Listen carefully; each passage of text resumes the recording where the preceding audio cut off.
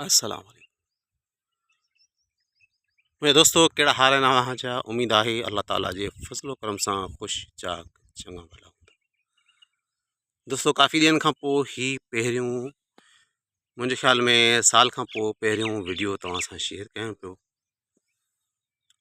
उमेद त ज़रूरु पसंदि ईंदो। तो दोस्तों, ही असांजो नंढड़ो बाग़बानी जो टुकड़ो आहे।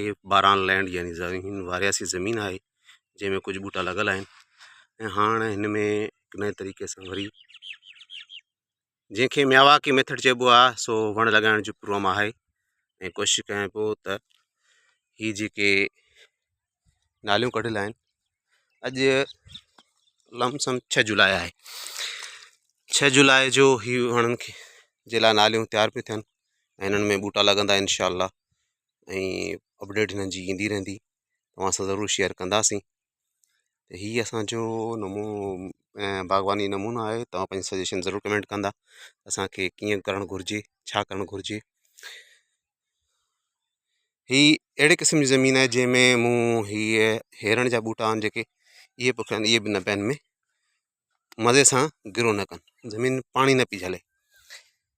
इनखे तक़रीबन ही महीने जा आहिनि, 1 महीनो थी चुको आहे लेकिन मज़ो न पिया कनि। ऐं हीअ हिन पासे सॼो इरादो मुंहिंजो इहो ई आहे त हिन तरीक़े सां नालियूं कढाए ऐं वण लॻाईंदुसि।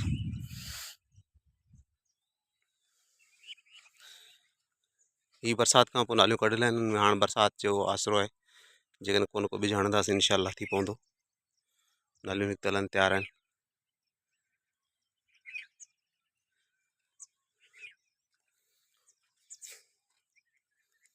ॿियो ॿुधायो सॼणो, कहिड़ा हाल आहिनि, कहिड़ी नवाण हुजे, कहिड़ा वीडियोज़ हुजनि फार्मिंग जे मुतालिक़, इनके वीडियोज़ खे असां शेयर कयूं था तव्हां सां।